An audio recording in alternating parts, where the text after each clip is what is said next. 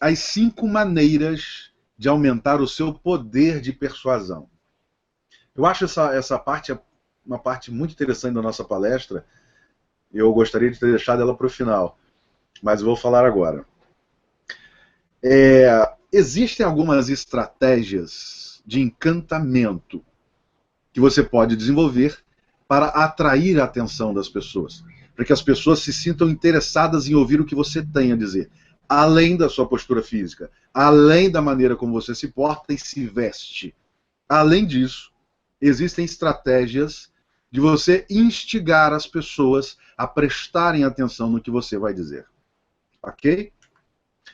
E o primeiro eu vou chamar de poderes. Vou dar 5 poderes nessas explicações para você. E eu vou nominá-los de poderes. Poderes de atração, poderes de gancho, poderes de pescar, poderes de... É como se você quase gritasse, ei, olha para mim! Só que de uma maneira muito cortês, de uma maneira muito sucinta, muito elegante, e você vai atrair as pessoas para prestarem atenção no que você quer dizer. E comprometê-las. Comprometê-las. Acima de tudo, comprometê-las. Um discurso tem que haver compromisso. Quando você subir ao palco para fazer um discurso sobre qualquer assunto que seja, você tem que descer desse palco com as pessoas comprometidas com você. Lembre-se disso. Sempre. Você jamais deve subir ao palco para transmitir uma mensagem. Um discurso político de sucesso tem uma transmissão de mensagem e uma conexão, um comprometimento. E você vai aprender agora os 5 poderes para atrair as pessoas em cima do palco, numa reunião, num momento de diálogo, ou individualmente quando você encontrar uma pessoa que você tem interesse que o acompanhe politicamente. O primeiro poder é o poder da justificativa. Simples, né? Mas ao mesmo tempo intrigante. Justificativa. É um princípio conhecido do comportamento humano. Afirma que, ao pedirmos um favor ou algo para alguém, teremos mais sucesso se acrescentarmos uma justificativa. Então, quando você sobe ao palco e você gostaria, por exemplo, de convidar as pessoas a votarem em você, qual é a justificativa que você tem a dar para elas para que votem em você? As pessoas, o político, ele vai para a televisão, ele vai para o rádio, vai para o palco, vai para um palanque, vai para as ruas e pede: eu sou candidato, eu gostaria do seu voto, sou candidato a vereador. Qual é a justificativa desse pedido? Por que este pedido? Então, a justificativa, ela conecta, ela prende a atenção, ela faz com que as pessoas se lembrem dessa conversa, desse diálogo. Houve uma conexão quando você acrescentou uma justificativa. E não importa o conteúdo. Olha que interessante. Foi feita uma pesquisa por estudiosos que estavam estudando a arte da persuasão, e eles pegaram... Eu já falei isso numa das outras palestras, numa das palestras anteriores, mas eles pegaram uma pessoa de teste, e essa pessoa, ela ia para uma fila e queria burlar a fila, passar à frente das pessoas, e ela chegava simplesmente numa fila que as pessoas iam tirar cópia, e ela tentava entrar na frente das pessoas, sem a justificativa. Fracasso foi total, obviamente. As pessoas reclamam: ô, tá entrando na minha frente, sai daí, não vou te dar licença, bababá.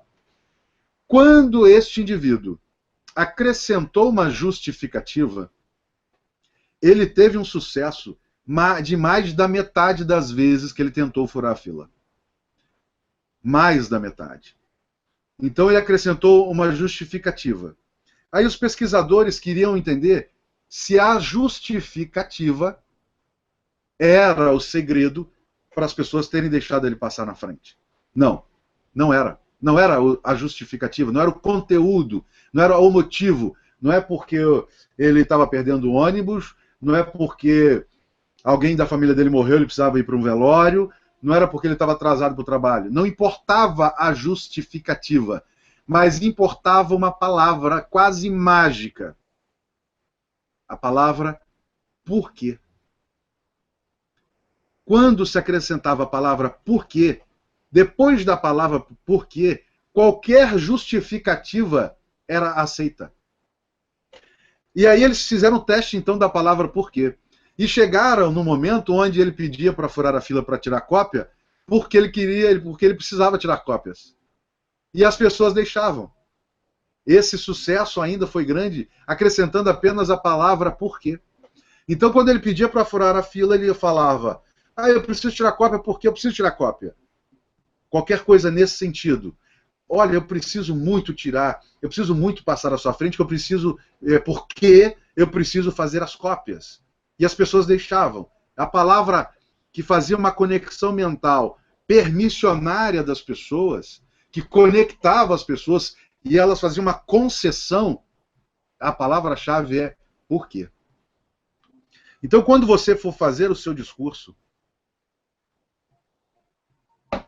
onde você solicita alguma coisa, onde você apresenta alguma coisa transformadora, você tem que dar uma justificativa. O poder da justificativa. Esse poder é muito forte nas pessoas. Muito provavelmente você vai conquistá-las para aquilo que você deseja quando você der o motivo daquele seu pedido. Como, por exemplo, ao subir um palco e pedir um voto. Por que você está pedindo um voto? Qual é a justificativa de você pedir um voto? Ok? Eu já falei do exemplo, já falei do cenário. Agora eu vou te dar uma ferramenta interessante. Como ativar a justificativa? Acrescentar nos discursos ou diálogos em grupo resultados posteriores do exemplo dado. O que resultou para determinada pessoa ou pessoas realizarem determinada tarefa. Por exemplo, se você for num discurso, você foi fazer um discurso, e você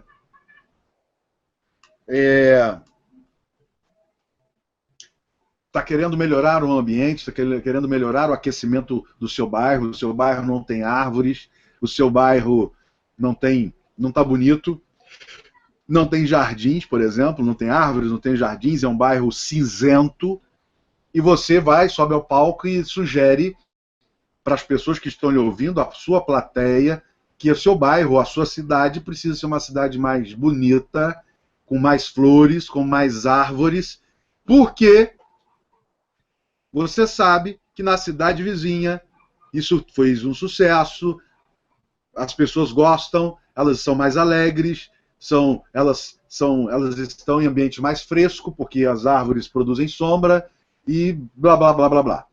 Este porquê vai fazer a conexão necessária para justificar o seu pedido, o seu discurso e a sua necessidade para que elas o apoiem na sua propositura.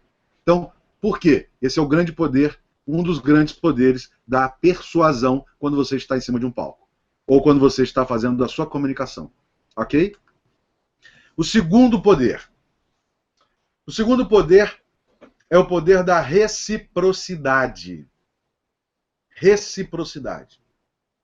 Nós seres humanos,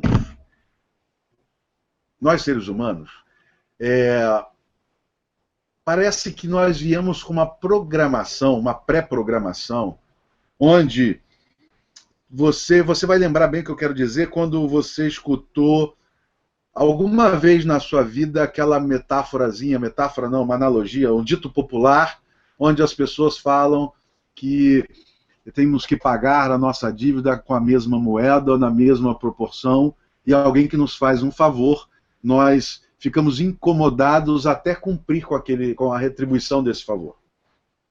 Então, a reciprocidade nos leva a produzir um sentimento dentro de nós que estamos em dívida com a pessoa. Como é que você pode entender? Os empresários, por exemplo, eles, quando você vai frequentar grandes supermercados, você entra, estão te oferecendo cafezinho, estão te oferecendo biscoitinho, estão te oferecendo para degustar aí uma nova marca de um iogurte, um Danone, um biscoito, um suco, né? Enfim, quando você entra nessas grandes redes de supermercado, você está ganhando, alguma coisa você vai ganhar lá dentro. E aquilo mexe com você. Geralmente você vai comprar aquela marca daquele café, ou se não comprar, vai ficar pensando que, poxa, de qualquer maneira você vai comprar um outro café de qualquer forma. Você vai estar sendo induzido por causa da reciprocidade. Você ganhou um presente, você ganhou alguma coisa, você acaba gastando mais naquele supermercado, comprando mais daquele produto. Isso é a reciprocidade. E os marqueteiros conhecem muito bem isso. Você, enfim, traga a sua mochila velha que você vai ganhar 20% de desconto na compra da mochila nova. Não sei, existem várias estratégias que ativam a reciprocidade em você, porque você vai ganhar um presente. Ganhando um presente, você vai ficar envolvido, ou se você não fizer naquele momento, naquele instante, você vai fazer num segundo momento, mas naquele lugar, com aquela empresa, com aquela pessoa que te deu alguma coisa. Eu, por exemplo, eu compro sempre no mesmo supermercado. Eu sou muito bem tratado pelo dono desse mercado. Ele me cria grandes possibilidades de atendimento que ele produz em mim a reciprocidade. Ele pode estar vendendo um produto que é mais caro do que está vendendo no outro mercado, mas eu só compro no dele. Porque eu tenho outros atributos dele, eu tenho a educação dele, eu tenho o carinho com que ele me atende, eu tenho atendimento fora de hora, eu tenho uma doação dele muito grande. Eu fico preso pela minha reciprocidade, por conta dele me dar tanta atenção e tanto carinho, eu me nego a comprar em outro supermercado, eu só compro no supermercado dele. A minha esposa está ouvindo eu falar isso, ela está sabendo o que eu estou dizendo.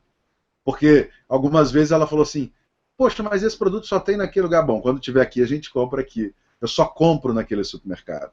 Por causa do ambiente que é criado pela reciprocidade. Eu fico conectado com a reciprocidade. Se você subir ao palco para fazer um discurso, ou se você está numa reunião, ou você está numa conexão individual, doe alguma coisa. Não é doar um objeto, não é doar um presente, não é comprar, não é dar coisa. Quando você dá atenção, quando você dá a sua presença, quando você dá o seu olhar, quando você dá o seu carinho, você já está dando alguma coisa. Você já está dando coisas para as pessoas que estão na sua presença. Essa atenção, esse carinho, essa presença inteira, é você estar inteiramente doando a sua atenção para alguém, vai já ativar a reciprocidade. Você já está dando alguma coisa. Todos temos uma programação que devemos atribuir, que é a reciprocidade, na mesma moeda que eu estou dizendo. Antropólogos culturais consideram essa rede de gratidão o mecanismo adaptativo singular dos seres humanos, permitindo a divisão do trabalho, a troca de diversas formas de produtos e serviços e a criação de interdependências que conectam os indivíduos em unidades altamente eficientes. Altamente eficientes. A reciprocidade ela é altamente eficiente. Vou te dar um exemplo.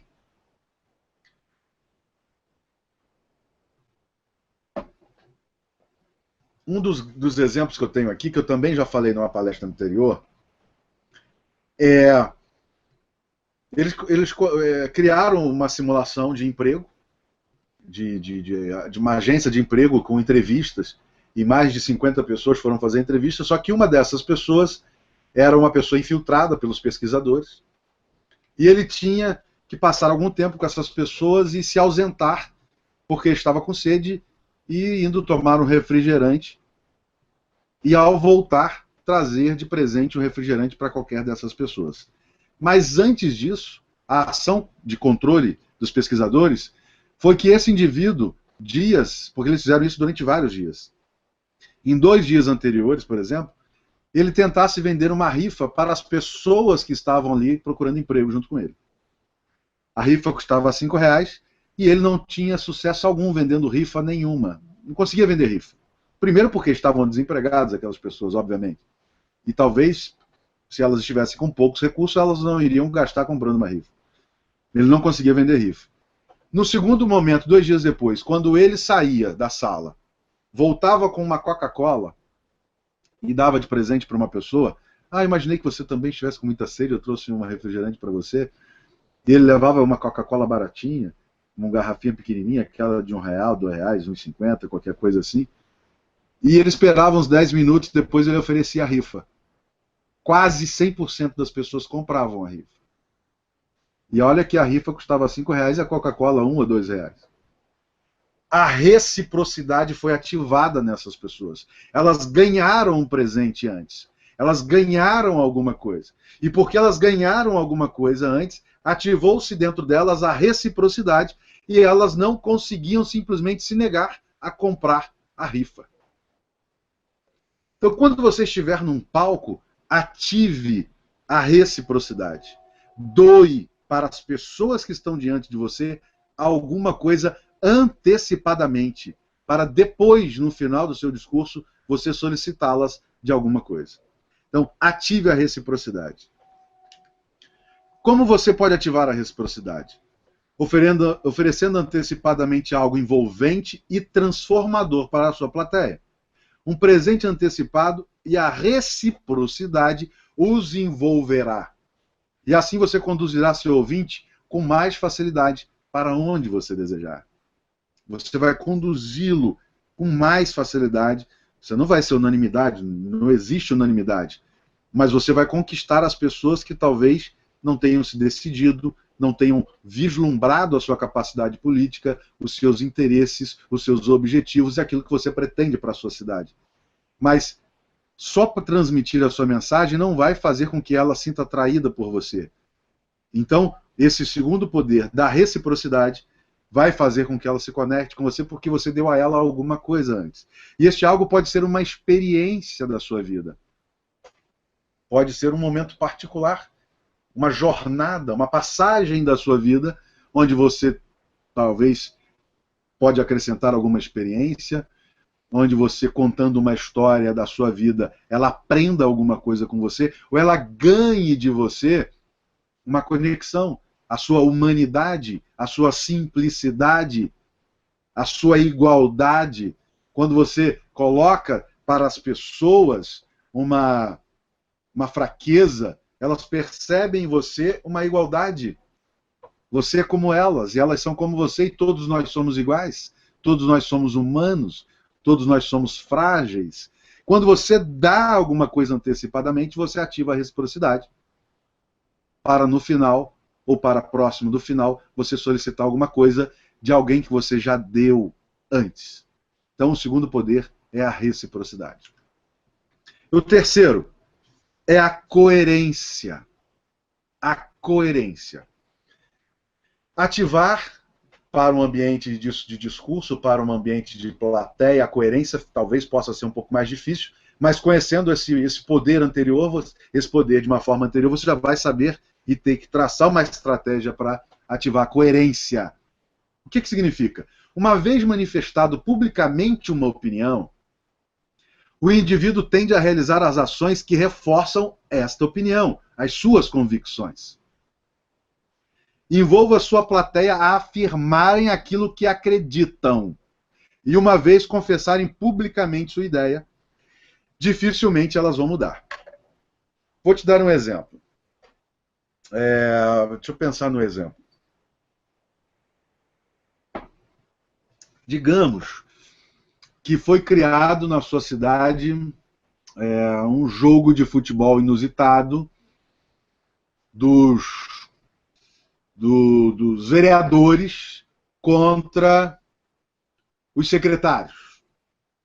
Forma um time de futebol de vereadores e um time de futebol de secretários municipais.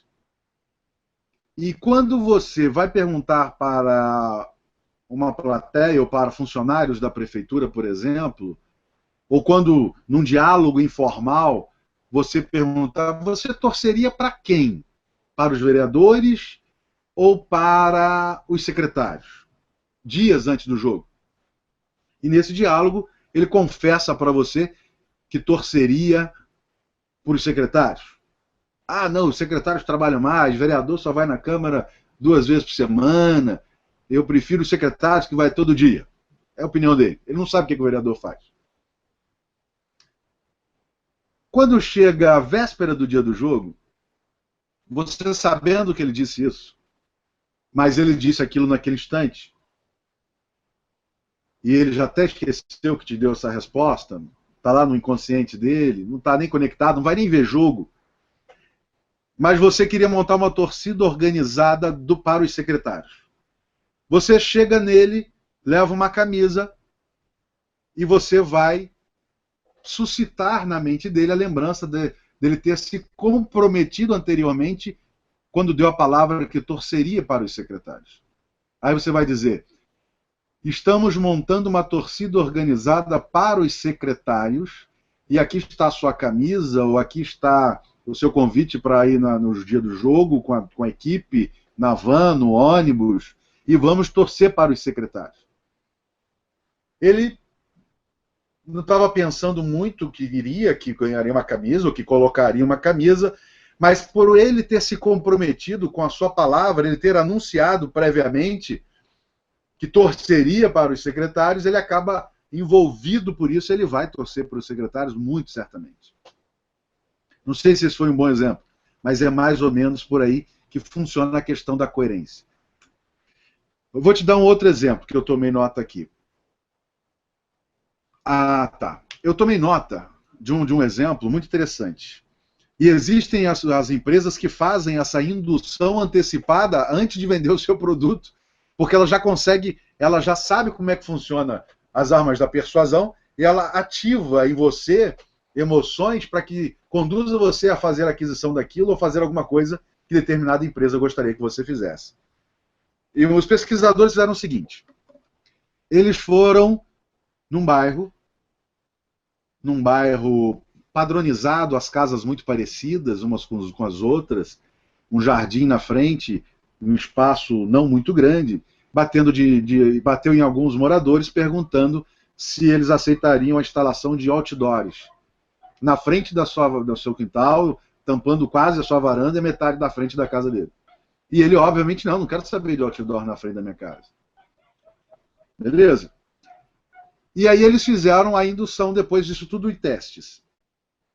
Eles mandaram um pesquisador bater na casa das pessoas, perguntar o que elas achavam da violência no trânsito, o que elas achavam do álcool, do excesso de velocidade e dos acidentes, das mortes, se elas tinham preocupação quanto a isso.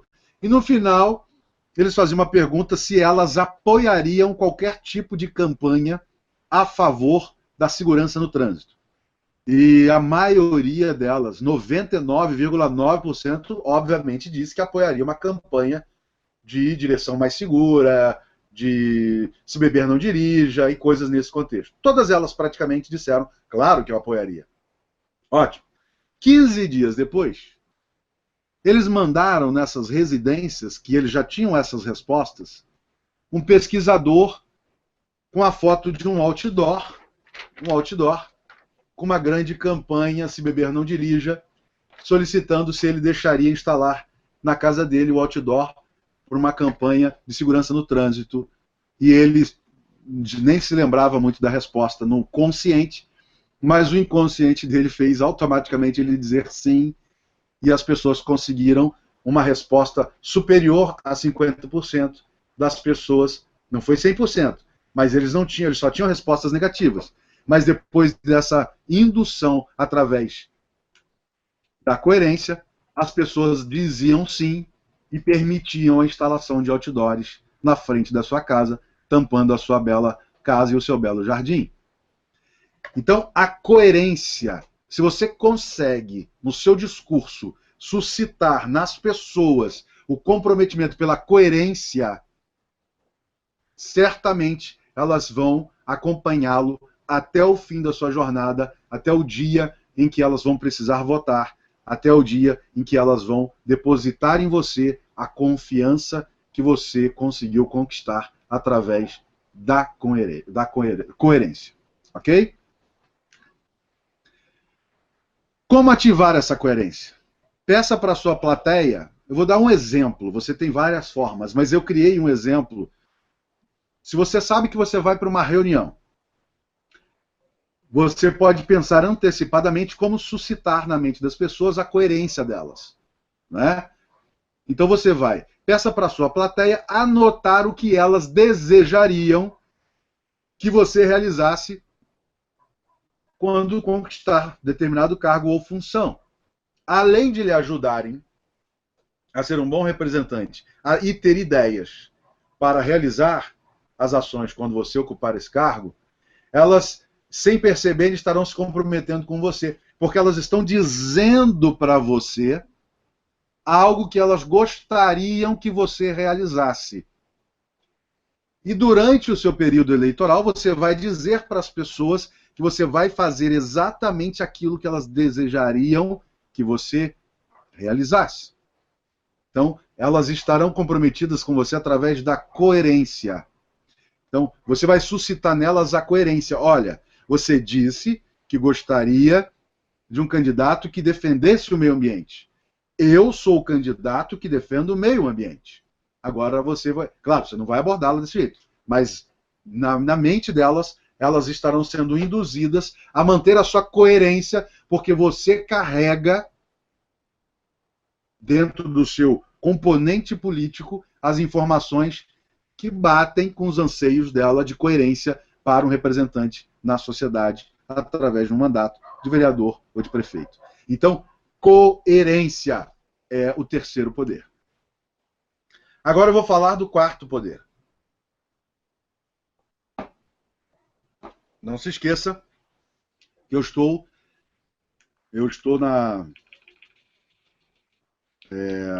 nas 5 maneiras de aumentar o seu poder de persuasão, para você que chegou agora na nossa sala. Agora eu vou falar o quarto poder da persuasão, que é a aprovação social. Decidimos o que é correto, descobrindo o que outras pessoas acham que é correto. Via de regra, cometeremos menos erros agindo de acordo com as evidências sociais do que contra elas. Em geral, quando muitas pessoas estão fazendo alguma coisa, trata-se da ação certa.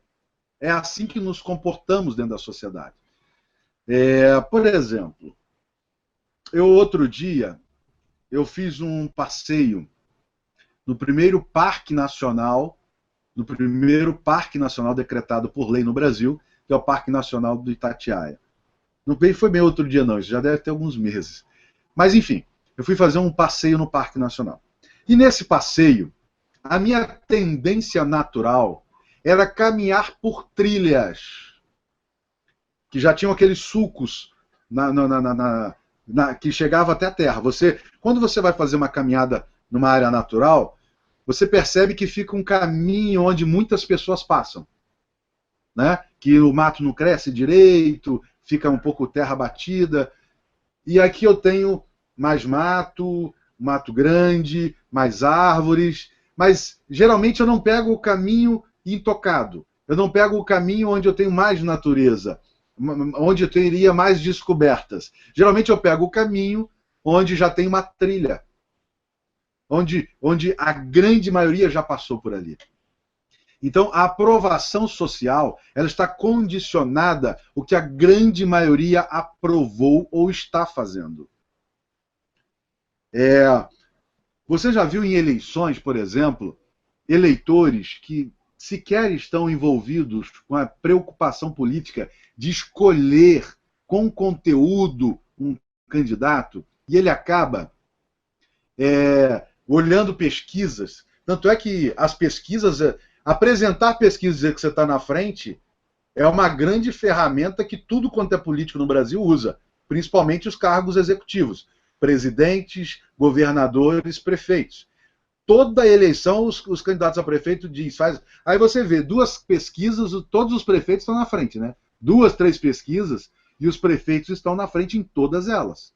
Aí o eleitor fica, pô, mas aquele prefeito falou que está ganhando, e esse falou que está ganhando, mas por que eles fazem isso? Porque eles já sabem que a aprovação social, a grande maioria das pessoas, induz outras pessoas a tomarem decisões. E muitas vezes eu já ouvi trabalhando em campanhas políticas, assessorando, criando estratégias políticas, eleitores dizendo que votaria em quem está na frente, quem está ganhando. Isso é um conteúdo ligado à aprovação social. Vou te dar um exemplo. Você sai para o seu almoço. Esse é um exemplo clássico. Você está trabalhando. Deu a hora do seu almoço. Vamos dizer que você está no centro de uma grande cidade. Rio de Janeiro, São Paulo, Belo Horizonte, enfim. No centro de uma grande cidade. Porque é onde tem muitos restaurantes. Cidades pequenas não tem muitos restaurantes, mas grandes centros têm um restaurante do lado do outro. Você vai numa rua que tem só restaurantes. Hora do almoço. Aí você olha aqueles restaurantes todos. Só que você deu de cara com 2 restaurantes. Entrou na rua, deu de cara com 2 restaurantes. Um de cada lado da rua. E no restaurante da esquerda, você tem mesas e mesas lotadas de pessoas. Muita gente entrando naquele restaurante, inclusive uma fila em pé de pessoas esperando esvaziar para entrar para comer. Do lado direito, você tem um restaurante vazio. Mesas vazias, 2 ou 3 pessoas dentro do restaurante comendo. Sabe qual vai ser a sua escolha? Natural, sem perceber, o instinto natural, você vai para o restaurante lotado. Isso é a aprovação social. Este é o poder da persuasão, da aprovação social.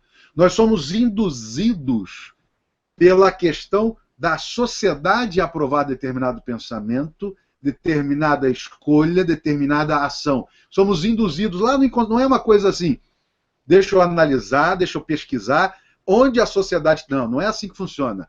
Você entrou naquela rua, viu ali o restaurante lotado, viu o restaurante vazio, você vai se conduzindo para aquele restaurante lotado. Porque está dentro de você este conteúdo de aprovação social. E dentro de todos nós. Então, se você sobe a um palco, se você faz um discurso, e você consegue suscitar dentro das pessoas que estão te ouvindo a aprovação social, você vai ter grande sucesso em conduzir as pessoas para aquele seu pensamento, para aquela sua proposta, para aquele seu objetivo. Como ativar a aprovação social? Você vai defender ideias em que acredita em primeiro lugar. Obviamente, porque tem muitas pessoas... Eu, por exemplo, eu torço para o Vasco da Gama, mas eu vou ser candidato. E aí tem um campo de futebol perto da minha casa. E aí as pessoas que estão para jogar futebol, a maioria é flamenguista. E eu preciso da aprovação social. Eu chego lá, a partir daquele instante eu sou flamenguista. Não, isso é um grande erro. Ativar a aprovação social falsamente não vai trazer os resultados que você deseja.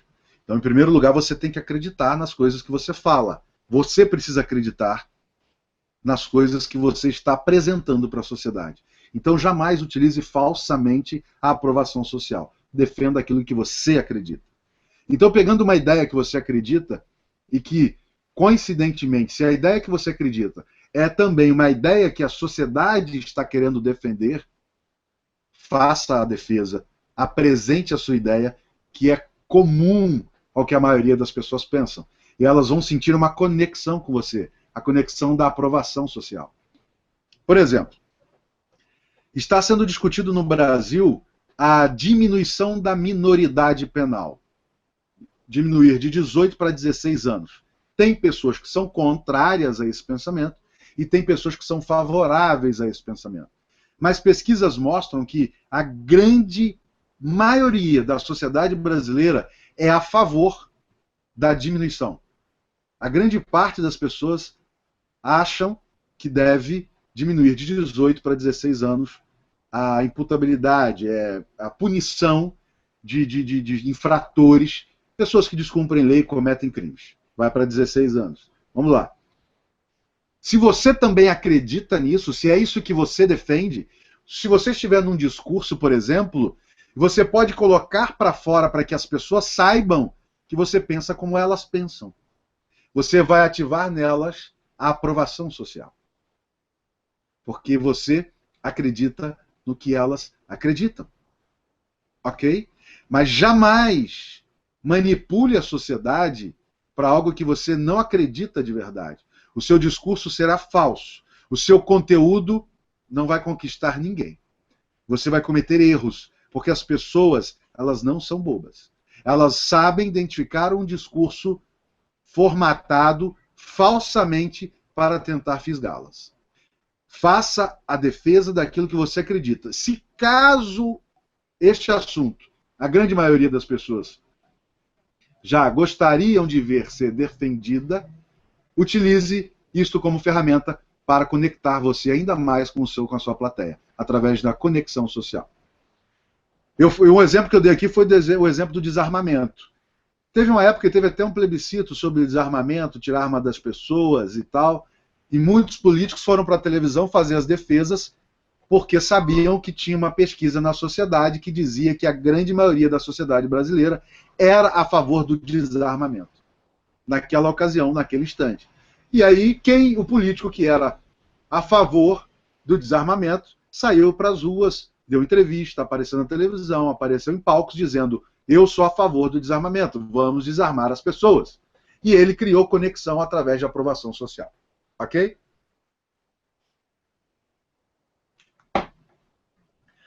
Agora, eu vou apresentar o quinto poder da persuasão que eu falei, que eu prometi que apresentaria hoje. E esse quinto poder é o compromisso. Você tem que conseguir ativar nas pessoas que você está comunicando o comprometimento, o compromisso.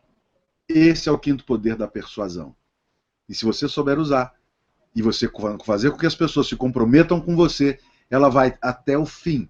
Ela vai chegar na eleição e vai dar a confiança dela, o voto dela para você, através do comprometimento. Depois que fazemos uma opção, ou tomamos uma posição, ou tomamos partido de alguma coisa, deparamos com pressões pessoais e interpessoais exigindo que nos comportemos de acordo com esse compromisso. Você, quando assume para mais de uma pessoa, assume publicamente uma ideia, um conceito, ou você disse que ia apoiar, por exemplo, o time de futebol dos secretários, né, como eu disse no início, você tende a ir até o fim com esse compromisso, porque você deu a sua palavra, você disse, você falou. Então, quando você consegue fazer com que a pessoa expresse esse compromisso, quando você consegue fazer com que ela assuma este compromisso e que ela verbalize, que ela coloque para fora, ela vai certamente até o fim com você. Porque ela deu a palavra. E as pessoas não conseguem, não gostam, não aceitam e não se sentem bem desfazendo a sua palavra, o seu compromisso. Por isso é muito importante você, numa campanha, pedir voto já, imediatamente, primeiro, antes de todos. Eu tenho uma grande experiência e posso afirmar para você. Muitas pessoas, quando se comprometem com o voto para um vereador, ele não volta atrás. É um percentual muito significativo de pessoas. Muito significativo. Principalmente se essa pessoa já ultrapassou, principalmente se essa pessoa já está começando a aparecer alguns fios de cabelo branco. Se ela se compromete, dificilmente ela vai votar numa outra pessoa. E ela ainda vai falar para você se você chegou atrasado. Ela vai dizer para você: olha, eu não sabia que você era candidato, eu não tenho como votar em você porque eu já dei a minha palavra. Eu já tenho meu compromisso, mas estou na torcida por você. Isso a torcida não ganha campeonato. Você precisa do voto. Então, ative nas pessoas o compromisso. Já. Não deixe para fazer campanha depois. Não deixe para dizer para as pessoas que você pretende ser candidato. E que, se for candidato, você gostaria que ela votasse em você. Porque uma campanha política, oficialmente, você só pode fazer durante 3 meses. Você só pode declarar que é candidato durante 3 meses. Mas, antecipadamente, você já pode, sim, buscar seus amigos, seus parentes, seus vizinhos, seus colegas de trabalho e dizer a eles: eu pretendo ser candidato a vereador. Pretendo. E se eu for candidato, eu conseguiria o teu voto, eu conquistaria o seu voto, eu posso contar com o seu voto, você votaria em mim, você me apoiaria. E se ela assumir o compromisso com você, dificilmente ela volta atrás. E aí, se você for realmente candidato, você já está certamente com um voto garantido através do compromisso. Palavra dada é enraizada na cultura social das pessoas a ponto de quererem trocar a assinatura pelo fio do bigode. Recentemente, numa novela que acabou agora, de um tal Comendador, ele tinha muito hábito de torcer o bigode, e eu acho que até um dia eu assisti uma cena onde ele arrancou um fio do bigode e ele queria afiançar a palavra dele através do fio do bigode. É por aí. Você precisa fazer com que as pessoas assumam um compromisso com você. Então, subir ao palco e contar história não significa que você conquistou ninguém. As pessoas precisam estar comprometidas. No seu discurso num palco, no seu discurso numa reunião, no seu diálogo com um eleitor, você precisa ativar a arma da persuasão, que é o compromisso, o comprometimento. Exemplo. Uma pessoa... esse exemplo aqui é fantástico. Esse exemplo aqui é fantástico. Eu botei um exemplo aqui para você. Você pode fazer esse teste. Você pode fazer esse teste e você vai ver como é que funciona muito bem.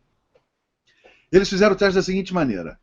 Eles pegaram um indivíduo que era para fazer o teste, obviamente, mandou esse indivíduo para a praia, e ele chega na praia, praia lotada, coloca a toalha dele de banho do lado de uma pessoa, do lado de 2, 3 pessoas, as pessoas viram isso, ele coloca a toalha e vai mergulhar, e vai tomar seu banho, enfim, se afasta da toalha. E nisso vem uma outra pessoa e leva essa toalha, pega essa toalha. Na grande maioria das vezes, ninguém se movimentou, ninguém falou nada, ninguém impediu que aquela toalha fosse levada. Pois bem, no outro dia, foi fazer o teste novamente, só que quando ele chegou na praia, ele solicitou que alguém tomasse conta da toalha. Ele pediu para a pessoa do lado: por gentileza, eu vou dar um mergulho, gostaria de que você ficasse olhando a minha toalha, por favor. E eles fizeram o mesmo teste e mandaram o indivíduo lá pegar a toalha, enquanto o outro estava mergulhando. Quando essa pessoa chegou para pegar a toalha, a pessoa do lado, a qual foi solicitada tomar conta, não deixou que a toalha fosse levada. Quase 100% das vezes. Na grande maioria das vezes, as pessoas que foram solicitadas ao comprometimento de vigiar a toalha, elas fizeram isso. Elas tomaram conta da toalha. Então, o comprometimento tem que ser ativado. Não basta. Não basta você chegar num palco e dizer que é candidato. Não basta você se apresentar para a sociedade e dizer que é candidato. Você tem que ativar nas pessoas o comprometimento. Essa é uma poderosa arma de persuasão. Se você aplicar, eu poderia parar agora, eu poderia parar essa palestra agora. É uma palestra sobre oratória. Mas eu poderia encerrar aqui agora. Se você, com essas simples 5 técnicas da persuasão, e você conseguir ativá-las, as 5, todas de uma vez, num discurso, certamente a sua taxa, os seus percentuais de sucesso seriam muito grandes, muito alto, muito elevado. Você seria, num palco onde várias pessoas discursaram, o mais marcante. O que seria mais lembrado. O que as pessoas optariam mais em votar. Seria você. Usando essas 5 armas da persuasão. Para você ver tamanha importância você saber ativar na mente das pessoas a conexão necessária para o seu discurso, para o seu conteúdo, para o seu projeto, para a sua trajetória. Mas não acaba aqui. Nós temos bastante palestra ainda. Se você ficar comigo até o final, tem uma grande surpresa. Uma surpresa que eu estou prometendo há meses. Como ativar este compromisso, este comprometimento no seu discurso? fazendo declarações em que se compromete com a vontade de seus ouvintes para determinado assunto e solicitando-os que se expresse, afirmando qual é o seu desejo. Você pode fazer através de perguntas. Por exemplo, vamos pegar um exemplo que está sendo discutido também na mídia. As pessoas elas estão querendo o fim da reeleição. E os políticos estão discutindo que vão votar. Já foi aprovado, se não me engano, no Congresso, no Senado. Parece que o Congresso, os deputados precisam aprovar. Eu sei que uma das duas casas já aprovou o fim da reeleição. E vai ter um mandato de 5 anos. Qualquer coisa nesse sentido. Vamos lá, digamos que tenha aprovado. Aí você está no palco, você está discursando, e você quer que as pessoas assumam compromisso. Aí você faz, então, perguntas. Você desejaria que na nossa cidade fosse proibido a reeleição para vereadores, por exemplo? Isso é impossível. Isso não é uma coisa real. É uma mera ilustração. Você gostaria que acabasse com a reeleição para os vereadores? Sim, nós gostaríamos. Portanto, eu vou assumir esse compromisso para você, com você. E eu vou votar, vou criar uma lei para acabar com a reeleição de vereadores. Quando elas disseram sim para você, que elas desejariam o fim da reeleição, elas estão assumindo um compromisso. E você, por consequência, está assumindo um compromisso com elas, de que vai fazer isso. Então, num discurso no palco, você ativa o comprometimento através de perguntas para o qual você deseja comprometê-las com suas ideias. Outro dia, eu acho que foi semana passada, eu não me lembro bem, não sei se foi o Sandro, eu acho que foi Sandro, não me lembro bem. Depois o Sandro pode me dizer se foi ele mesmo. Ele me mandou uma mensagem no Facebook dizendo que ele estava nas manifestações, né, que aconteceram no Brasil nos últimos dias, em cima do palco, fez 2 discursos e gostaria da minha opinião acerca dos discursos que ele fez em cima de um caminhão de som, um caminhão palco. Eu assisti e eu gostei muito, ele fez um discurso muito bom, e ele fazia o tempo todo comprometimento com as pessoas que estavam lá, chamando as pessoas à palavra, chamando as pessoas para dizerem: você também é contra isso? Sim, eu sou contra. Você também é isso? Enfim, ele envolvia a plateia para criar comprometimento com as ideias dele e com as ideias das pessoas que pensavam ou pensam como ele. Ok? Esse é o compromisso. É uma arma de persuasão poderosíssima.